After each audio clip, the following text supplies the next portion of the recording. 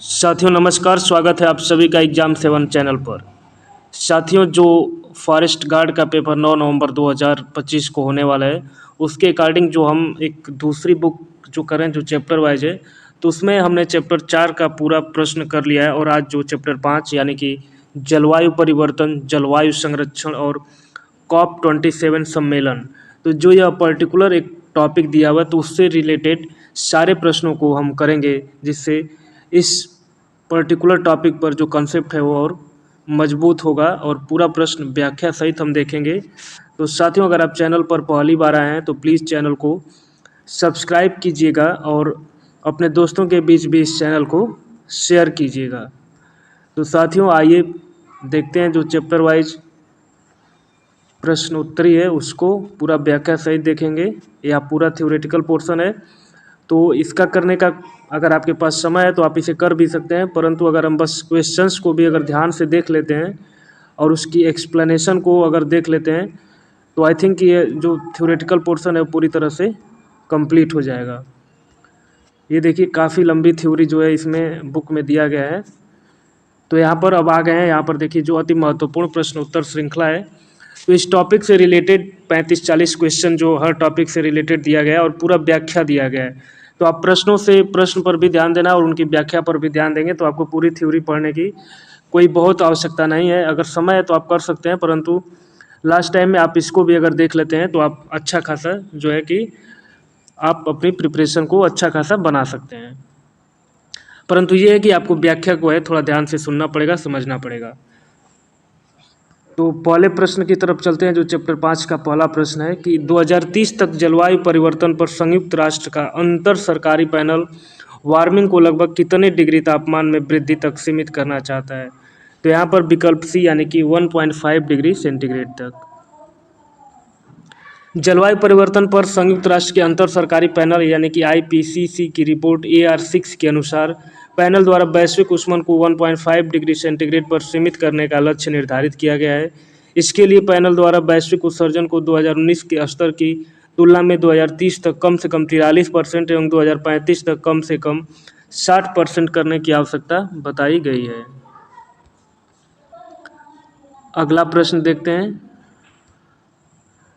जलवायु परिवर्तन के संबंध में निम्नलिखित में कौन से कथन गलत हैं। तो यहाँ पर पूरा कथन देखेंगे। पहला देखेंगे कि COP27 में भारत ने निम्न कार्बन विकास के लिए अपनी दीर्घकालिक रणनीति प्रस्तुत की। दूसरा स्टेटमेंट है कि COP26 में प्रधानमंत्री मोदी ने 250 गीगावाट गैर जीवाश्म क्षमता लक्ष्य की घोषणा की है। और जो तीसरा स्टेटमेंट है कि प्रधानमंत्री मोदी ने लॉन्च किया मिशन लाइफ जलवायु परिवर्तन के प्रभाव से हमारे पर्यावरण की रक्षा के लिए एक वैश्विक आंदोलन है। तो इन तीनों स्टेटमेंट में ये बताना है कि कौन सा गलत है। तो आइए व्याख्या देखते हैं यहाँ पर, यानी कि विकल्प बी। तो जो बी है वो गलत है। पूरा व्याख्या देखेंगे तो पूरा क्लियर हो जाएगा कि क्या जो है इसमें घटनाएं घटी हैं। तो आइए व्याख्या को ध्यान से सुनिएगा। COP27 के दौरान भारत ने जलवायु परिवर्तन के संदर्भ में अपना दृष्टिकोण स्पष्ट किया, जो 4 प्रमुख विचारों यथा ग्लोबल वार्मिंग में अल्प योगदान, विकास के लिए महत्वपूर्ण ऊर्जा आवश्यकताएं, विकास हेतु निम्न कार्बन रणनीतियों को अपनाने की प्रतिबद्धता एवं जलवायु लचीला बनाने की आवश्यकता आदि पर आधारित है। अतः पहला कथन सब सही है, जबकि दूसरा कथन गलत है, क्योंकि COP26 के दौरान भारत द्वारा जलवायु कार्रवाई के लिए पंचामृत योजना के तहत गैर जीवाश्म ऊर्जा लक्ष्य 2030 तक 500 गीगावाट निर्धारित किया गया था, न कि 250 गीगावाट। तथा नवंबर 2021 को ग्लासगो में 26वें COP के दौरान मिशन लाइफ पहल शुरू की गई, जो कि पर्यावरण की रक्षा और संरक्षण के लिए व्यक्तिगत और सामुदायिक कार्रवाई को बढ़ावा देने के लिए भारत के नेतृत्व वाला एक वैश्विक जन आंदोलन है। अतः तीसरा कथन भी सत्य है। हरित गृह प्रभाव का अर्थ है तो यह विकल्प सी यानी कि वायुमंडल में ग्रीन हाउस गैसों के घनीकरण के कारण वायुमंडल के तापमान का बढ़ना हरित गृह प्रभाव का अर्थ है। व्याख्या देखेंगे कि वायुमंडल पृथ्वी की सतह से ऊपर की ओर उत्सर्जित होने वाली अधिकांश दीर्घ तरंगों को अवशोषित कर लेता है। वे गैसें जो विकिरण की दीर्घ तरंगों का अवशोषण करती है ग्रीन हाउस गैस कहलाती है। Carbon dioxide, chlorofluorocarbons, methane, nitrous oxide, ozone मुख्य ग्रीन हाउस गैसें हैं। वायुमंडल का तापन करने वाली प्रक्रिया को सामूहिक रूप से ग्रीन हाउस प्रभाव या हरित गृह प्रभाव कहा जाता है। ग्रीन हाउस गैसों में आपने देखा कि carbon dioxide, chlorofluorocarbon, methane, nitrous oxide, ozone मुख्य ग्रीन हाउस गैसें हैं। तो प्रश्न में कई बार आपको कार्बन मोनोऑक्साइड दे देता है तो कन्फ्यूजन हो जाता है कि कार्बन मोनोऑक्साइड भी ग्रीन हाउस गैस की मुख्य गैस है, लेकिन कार्बन मोनोऑक्साइड जो है इन गैसों से भिन्न है और यह जो है कि ग्रीन हाउस गैस की कैटेगरी में नहीं आती है। निम्नलिखित में से कौन एक वैश्विक ऊष्मन के लिए उत्तरदायी नहीं है? तो यह विकल्प डी यानी कि आर्गन। वैश्विक ऊष्मन के लिए विभिन्न गैसों का योगदान निम्नवत है। यहाँ पर जल वाष्प 60%, कार्बन डाइऑक्साइड 26%, मीथेन यानी कि CH4 4 से 9%, ओजोन यानी कि O3 3 से 7%, नाइट्रस ऑक्साइड N2 यानी कि 1.5% और CFC क्लोरोफ्लोरोकार्बन 1 जो है 1 से 0.4% लगभग। वायु में कार्बन डाइऑक्साइड की बढ़ती हुई मात्रा के कारण वायुमंडल का तापमान धीरे धीरे बढ़ रहा है, क्योंकि कार्बन डाइऑक्साइड तो यह बी यानी कि सौर विकिरण के अवरक्त अंश को अवशोषित करती है। पूरा व्याख्या देखेंगे कि समताप मंडल में पराबैंगनी किरणें यानी कि अल्ट्रावायलेट को अवशोषित करने वाली ओजोन जब निम्न समताप मंडल में उपस्थित होती है तो वह पार्थिव विकिरण को अधिक प्रभावी ढंग से अवशोषित करती है। कार्बन डाइऑक्साइड का उत्सर्जन मुख्यतः जीवाश्म ईंधनों के दहन से होता है। कार्बन डाइऑक्साइड सौर विकिरण के अवरक्त यानी कि इंफ्रारेड अंश को अवशोषित करती है। परिणाम स्वरूप वायुमंडल का तापमान बढ़ता है। निम्नलिखित में से कौन जलवायु परिवर्तन के प्रमुख कारक हैं? सौर धोधक में वृद्धि, अत्यधिक वन उन्मूलन, जीवाश्मिक ईंधन का अधिकाधिक प्रज्वलन और नीचे दिए गए कूट से सही उत्तर बताना है। तो यानी कि बी 2 और 3। वन अपनी वृद्धि के लिए कार्बन डाइऑक्साइड का उपयोग करते हैं। वनों की कटाई से कार्बन डाइऑक्साइड की मात्रा बढ़ती है। जीवाश्म ईंधनों के दहन से कार्बन डाइऑक्साइड का उत्सर्जन होता है। वायुमंडल में कार्बन डाइऑक्साइड का संकेंद्रण बढ़ने से हरितगृह प्रभाव में वृद्धि होती है, जिससे जलवायु परिवर्तन होता है। सौर धधक में वृद्धि जलवायु परिवर्तन का प्रमुख कारक नहीं है। वायुमंडल में के प्राकृतिक संतुलन के लिए कार्बन डाइऑक्साइड की उपयुक्त सांद्रता मानी जाती है। तो यह विकल्प यानी कि 0.03%। व्याख्या देखते हैं कि नासा के अनुसार पूर्व औद्योगिक युग में कार्बन डाइऑक्साइड की सांद्रता लगभग 280 ppm यानी कि 0.03% थी, जिससे वायुमंडल का प्राकृतिक संतुलन बना हुआ था। मानव जनित गतिविधियों के कारण यह संतुलन बिगड़ गया। वर्तमान में कार्बन डाइऑक्साइड की सांद्रता में पूर्व औद्योगिक युग से लगभग 48% की वृद्धि हुई है, जिससे कार्बन डाइऑक्साइड की सांद्रता लगभग 414.72 ppm हो गई है।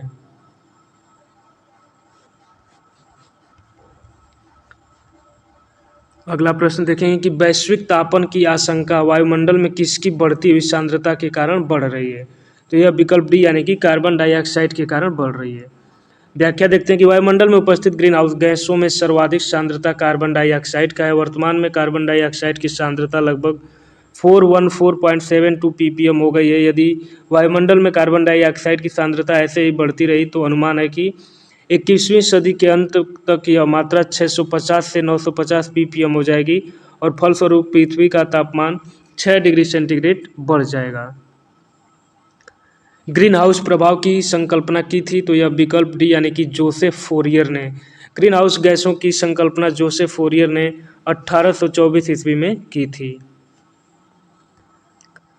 वैश्विक तापन के लिए निम्नलिखित में से कौन सी गैस का योगदान अधिकतम है? तो यानी कि विकल्प ए कार्बन डाइऑक्साइड।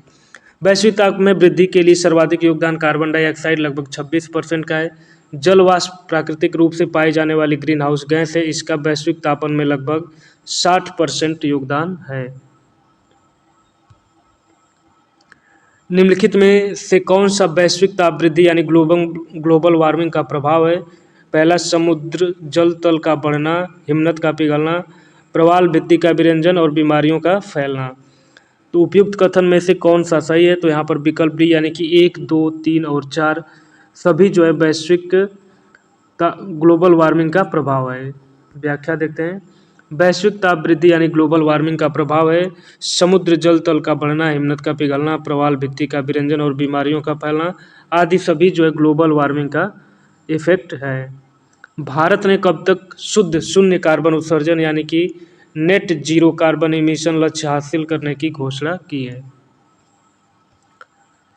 तो विकल्प सी यानी कि वर्ष 2070 तक। भारत में वर्ष 2070 तक शून्य कार्बन उत्सर्जन लक्ष्य प्राप्त करने की घोषणा की है।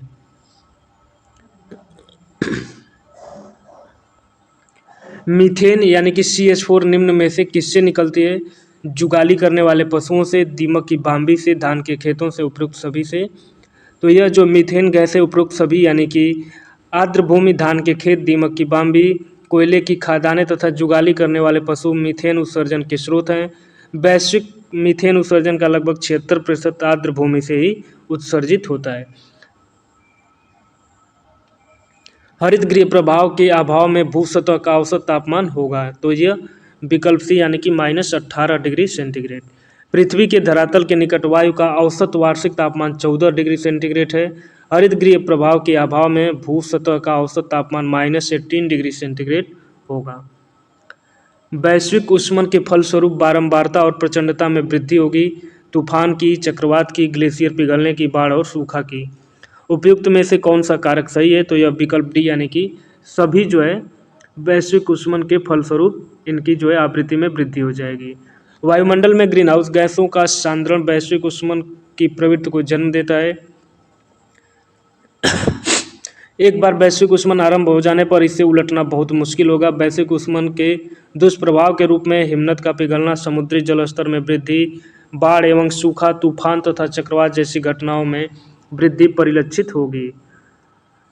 अंतर्राष्ट्रीय ऊर्जा एजेंसी यानी कि IEA द्वारा ऊर्जा क्षेत्र को किस वर्ष तक नेट जीरो लक्ष्य हेतु रोड मैप तैयार किया गया है? तो यह विकल्प डी यानी कि 2050। ये जो टारगेट वाले प्रश्न हैं इन पर आपको विशेष ध्यान देना होगा क्योंकि इस तरह के प्रश्न आपसे पूछे जरूर जाएंगे। तो विकल्प डी यानी कि नेट जीरो से अभिप्राय उत्पादित ग्रीन हाउस गैस की मात्रा और वातावरण से अवशोषित की गई गैस की मात्रा के मध्य संतुलन। IEA द्वारा ऊर्जा क्षेत्र को वर्ष 2050 तक नेट जीरो लक्ष्य हेतु रोड मैप तैयार किया गया है और भारत ने वर्ष 2070 तक नेट जीरो प्राप्ति का लक्ष्य रखा है।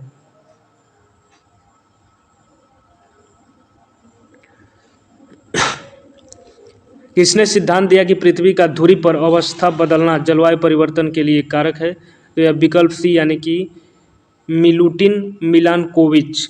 सर्बिया के खगोलविद मिलुटिन मिलानकोविच ने सिद्धांत दिया कि पृथ्वी की धुरी पर अवस्था बदलना जलवायु परिवर्तन के लिए एक कारक है। किसके माध्यम से जलवायु परिवर्तन का क्रायोजेनिक संकेतक प्राप्त किया जाता है? तो यह विकल्प डी यानी कि आइस कोर। अतीत की जलवायु और वातावरण की जांच के लिए आइस कोर विस्तृत अभिलेख है। यह एक बेलनाकार नमूना है जो किसी ग्लेशियर या बर्फ की चादर को छेद कर प्राप्त किया जाता है। वर्ष 1992 में आयोजित संयुक्त राष्ट्र संघ के पर्यावरण और विकास सम्मेलन में United Nations framework convention on climate change यानी कि UNFCCC का गठन कहाँ किया गया? तो यह विकल्प यानी कि रियो डी जेनेरियो। आप अभी हाल ही की परीक्षाओं में देखे होंगे कि UNFCCC का फुल फॉर्म पूछा गया था, तो जो फुल फॉर्म से संबंधित है उन पर भी आपको नज़र बनाए रखना चाहिए। तो UNFCCC का फुल फॉर्म है United Nations framework convention on climate change का गठन रियो डी जेनेरियो में वर्ष 1992 में संयुक्त राष्ट्र संघ के पर्यावरण और विकास सम्मेलन के दौरान किया गया और UNFCCC एक अंतर्राष्ट्रीय संधि है। वर्ष 2010 में हरित जलवायु कोष का प्रावधान कहाँ किया गया? तो यह विकल्प सी यानी कि कानकून। हरित जलवायु कोष का प्रावधान कानकून सम्मेलन के दौरान किया गया। दिसंबर 2010 में कानकून मैक्सिको में संयुक्त राष्ट्र जलवायु परिवर्तन सम्मेलन यानी कि COP26 आयोजित किया गया, जिसके तहत विकासशील राष्ट्रों को जलवायु परिवर्तन की चुनौतियों से निपटने के लिए विकसित राष्ट्र 2020 तक प्रतिवर्ष $100 बिलियन मुहैया कराएंगे। क्योटो प्रोटोकॉल का संबंध किससे है? तो यहाँ पर विकल्प देखते हैं। विकल्प डी यानी कि दिसंबर 1997 में क्योटो जापान में अंगीकृत किया गया तथा क्योटो प्रोटोकॉल 16 फरवरी 2005 को लागू हुआ। क्योटो प्रोटोकॉल एक अंतर्राष्ट्रीय समझौता है जो मुख्यतः जलवायु परिवर्तन से संबंधित है। निम्नलिखित में से कौन सा सुमेलित नहीं है? तो क्योटो प्रोटोकॉल जो जलवायु संरक्षण से यह सुमेलित है। मॉन्ट्रियल प्रोटोकॉल गैस संरक्षण से यह सुमेलित नहीं है क्योंकि मॉन्ट्रियल प्रोटोकॉल जो है ओजोन परत संरक्षण से संबंधित है। बाकी कार्टेजेना प्रोटोकॉल बायोसेफ्टी यानी जैव सुरक्षा से यह सुमेलित है और स्टॉकहोम सम्मेलन अनवरत जैविक प्रदूषक से तो यह भी सुमेलित है।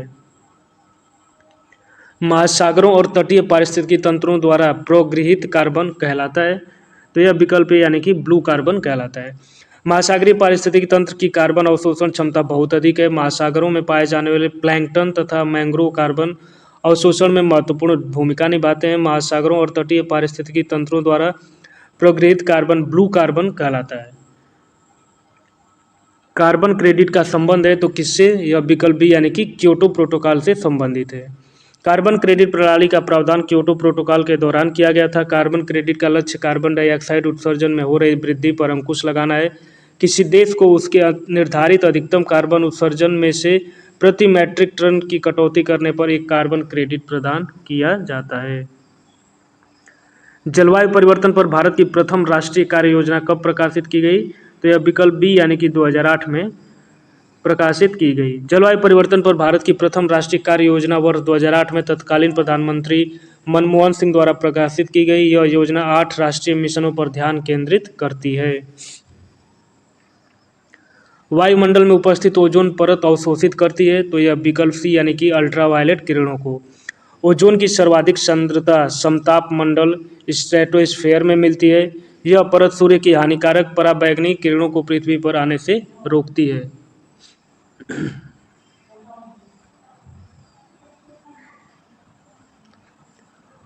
अगला प्रश्न देखेंगे कि ओजोन परत को सर्वाधिक नुकसान पहुंचाने वाला प्रदूषक है। तो यह विकल्प सी यानी कि क्लोरोफ्लोरोकार्बन। ओजोन छिद्र का सर्वाधिक निर्माण अंटार्कटिका यानी दक्षिणी ध्रुव के ऊपर है। ओजोन क्षेत्र के लिए क्लोरोफ्लोरोकार्बन CFC सर्वाधिक उत्तरदायी है।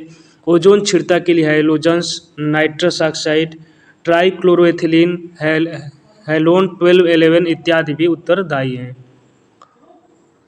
ओजोन परत संरक्षण दिवस कब मनाया जाता है? तो यह विकल्प है यानी कि 16 सितंबर को। 16 सितंबर को विश्व ओजोन दिवस या ओजोन परत संरक्षण दिवस मनाया जाता है। 16 सितंबर 1987 को मॉन्ट्रियल प्रोटोकॉल पर हस्ताक्षर किया गया था। संयुक्त राष्ट्र महासभा ने वर्ष 1994 में इस तिथि को ओजोन परत संरक्षण दिवस मनाने की घोषणा की।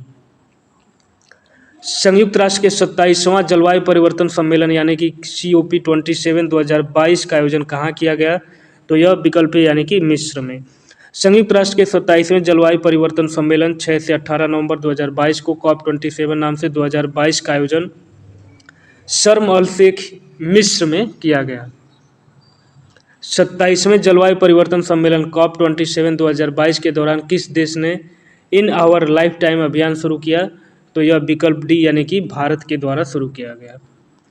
COP27 के दौरान पर्यावरण, वन और जलवायु परिवर्तन मंत्रालय भारत सरकार द्वारा संयुक्त राष्ट्र विकास कार्यक्रम UNDP के सहयोग से इन आवर लाइफ टाइम अभियान प्रारंभ किया गया। संयुक्त राष्ट्र का 28वां जलवायु परिवर्तन सम्मेलन यानी कि COP28 2023 का आयोजन कहाँ किया जाना प्रस्तावित है? तो यह विकल्प सी यानी कि संयुक्त अरब अमीरात में।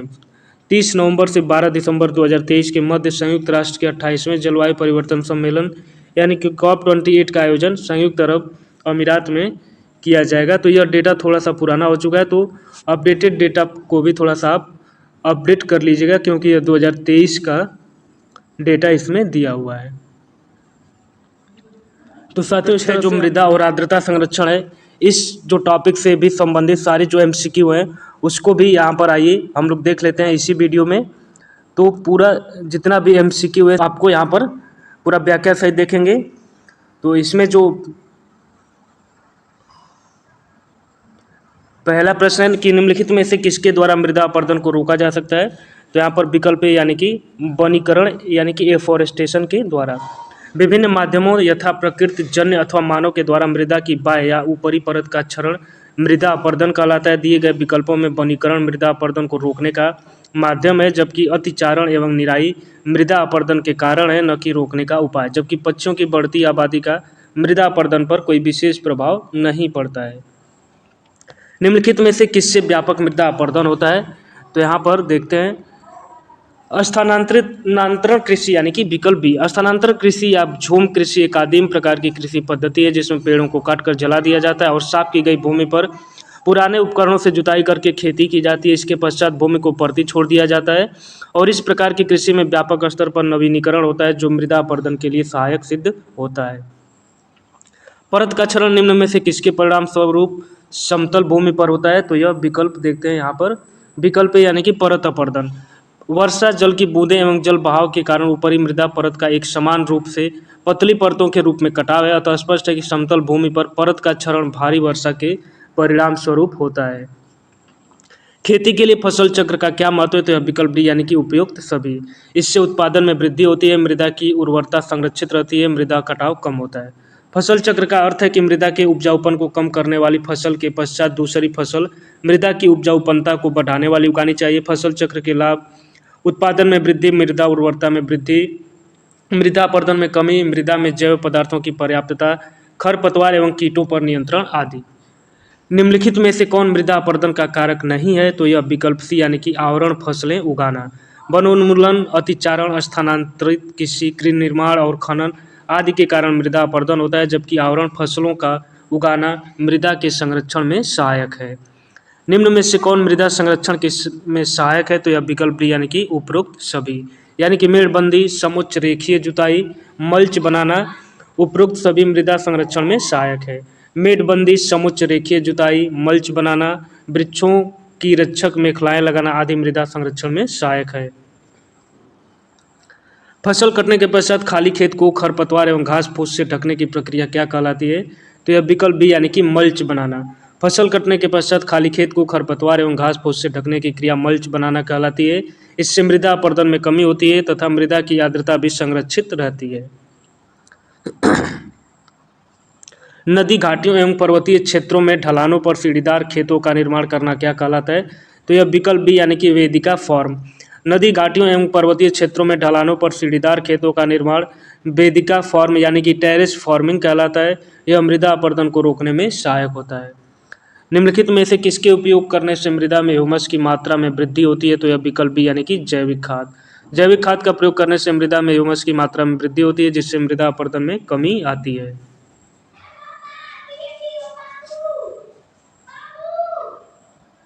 निम्नलिखित में कौन मृदा अपरदन का मानवीय कारक है, तो यह विकल्प डी यानी कि उपयुक्त सभी। वनोन्मूलन, स्थानांतरित कृषि, खनन।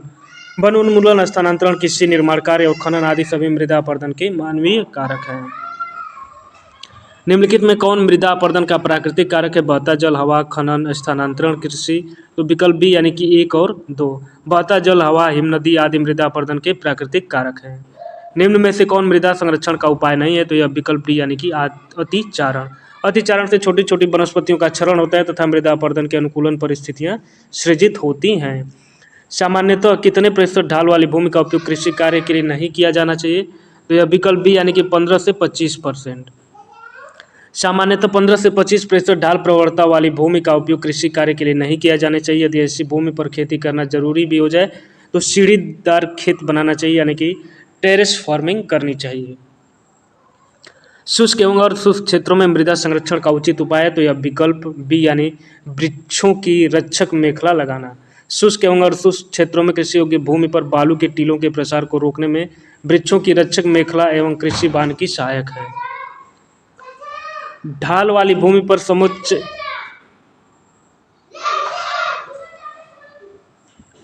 क्या जी?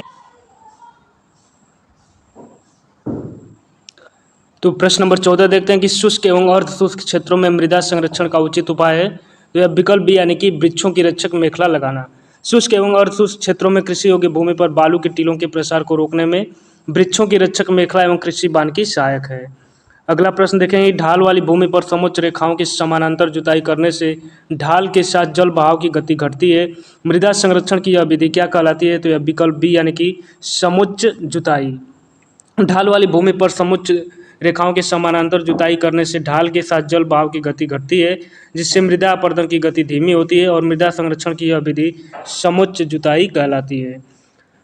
निम्नलिखित कथनों में से कौन सही है? पहला, जैविक कृषि मृदा संरक्षण में सहायक है और राजस्थान मृदा अपरदन से सर्वाधिक प्रभावित राज्य है। तो निम्न में से कौन सही है? तो विकल्प 1 एवं 2 दोनों सही हैं। यानी कि जैविक कृषि मृदा संरक्षण में सहायक होती है। राजस्थान मृदा अपरदन से सर्वाधिक प्रभावित राज्य है। इसके बाद मध्य प्रदेश का स्थान है। भारत द्वारा भूमि क्षरण तटस्थता प्राप्त करने का लक्ष्य रखा गया है, तो यह विकल्प बी यानी कि 2030 तक। भारत द्वारा 2030 तक भूमि क्षरण तटस्थता प्राप्त करने का लक्ष्य रखा गया है।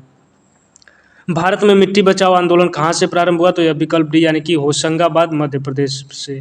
मिट्टी बचाओ आंदोलन की शुरुआत वर्ष 1977 में मध्य प्रदेश में तवा बांध के कारण जल भराव व मृदा लवणता के विरुद्ध की गई थी। निम्नलिखित में कौन मृदा अपरदन को रोकने में सहायक है? तो यह विकल्प सी यानी कि गैर जुताई कृषि। गैर जुताई यानी कि नो टिलरिंग कृषि मृदा अपरदन को रोकने में सहायक है। इस विधि में मशीनों का उपयोग करके मिट्टी में कम से कम व्यवधान उत्पन्न करके कृषि की जाती है। अधिक तापमान वाले क्षेत्रों में भूमि की अत्यधिक सिंचाई करने से सामान्यतः कौन सी समस्या उत्पन्न हो जाती है? तो यह विकल्प सी यानी कि लवणता में वृद्धि हो जाती है। अधिक तापमान वाले क्षेत्रों में भूमि की अत्यधिक सिंचाई करने से उसमें लवणता की वृद्धि हो जाती है, जिसके कारण भूमि की उत्पादकता घट जाती है। निम्नलिखित में कौन मृदा संरक्षण में सहायक है? तो यह विकल्प बी यानी कि वृक्षावरण। वृक्षावरण या वनारोपण करना मृदा के संरक्षण में सहायक है। मृदा की ऊपरी परत का समान रूप से अपरदन क्या कहलाता है? तो यह विकल्प है यानी कि परत अपरदन। मृदा की ऊपरी परत का समान रूप से अपरदित होना परत अपरदन कहलाता है। अगला प्रश्न देखेंगे कि निम्नलिखित में से कौन सा अपरदन किसान की मौत कहा जाता है? तो यह विकल्प सी यानी कि परत अपरदन। परत अपरदन में मृदा की ऊपरी परत का ह्रास हो जाता है, जिसके फलस्वरूप मृदा की उर्वरकता घट जाती है। परत अपरदन को किसान की मौत भी कहा जाता है। वर्षा जल के द्वारा निर्मित छोटी छोटी एवं कम गहरी नलियों द्वारा मृदा अपरदन क्या कहलाता है? तो इसे रील अपरदन कहते हैं। यानी कि वर्षा जल के द्वारा निर्मित छोटी छोटी एवं कम गहरी नालियों द्वारा मृदा अपरदन जो है रील अपरदन कहलाता है। चंबल नदी की द्रोणी में किस प्रकार के अपरदन द्वारा मृदा का अपरदन हुआ है? तो यह विकल्प सी यानी कि अवनालिका अपरदन। अवनालिका अपरदन सामान्यतः तीव्र ढालों पर होता है। इस प्रकार का अपरदन प्रायः नदियों के बेसिन के ऐसे क्षेत्र में होता है जहाँ की मृदा संरचना कमजोर होती है। वर्षा से गहरी हुई अवनालिकाएं कृषि भूमियों को छोटे छोटे टुकड़ों में खंडित कर देती है तथा बीहड़ का निर्माण करती है, जिसका उदाहरण चंबल का बीहड़ है। मृदा के एक बहुत बड़े द्रव्यमान का अचानक विस्थापित हो जाना क्या कहलाता है? तो इसे भूस्खलन कहते हैं। यानी कि मृदा के एक बहुत बड़े द्रव्यमान का अचानक विस्थापित हो जाना भूस्खलन कहलाता है। गुरुत्व के सापेक्ष भूद्रव्यमान का संतुलन बिगड़ने अथवा अस्थिर हो जाने के कारण भूस्खलन होता है। निम्नलिखित में कौन मृदा अपरदन का प्रभाव नहीं है? तो विकल्प बी यानी कि वनस्पतियों में वृद्धि। मृदा अपरदन के प्रभाव मृदा उत्पादकता में कमी, वनस्पति में कमी, जल निकायों में अवसादन, नदी नालों के प्रवाह पथ में परिवर्तन, कृषि में व्यवधान आदि हैं। निम्नलिखित में से कौन मृदा संरक्षण का लाभ नहीं है? तो विकल्प बी यानी कि वनोन्मूलन में वृद्धि। मृदा संरक्षण एक विधि है जिसमें मिट्टी की उर्वरता बनाए रखी जाती है, मिट्टी के अपरदन और अपक्षय को रोका जाता है और मिट्टी की निम्नलिखित दशाओं को सुधारा जाता है। तो साथियों, इस प्रकार से हमने चैप्टर 6 से संबंधित जितने प्रश्न थे उन सभी प्रश्नों को कर लिया और अब आने वाले जो वीडियो हैं उसमें चैप्टर 7 यानी कि वनीकरण एवं कृषि वानिकी से संबंधित सभी प्रश्नों को हम लोग यहाँ पर करेंगे। तो साथियों, आप सभी का बहुत बहुत धन्यवाद, नमस्कार। और हाँ दोस्तों, अगर आप इस चैनल पर नए हैं, पहली बार हैं, तो प्लीज़ भाइयों आप इस चैनल को प्लीज़ सब्सक्राइब कर दीजिएगा और वीडियो को शेयर कीजिएगा। आप सभी भाइयों का बहुत बहुत धन्यवाद, नमस्कार। आपका दोस्त रघु।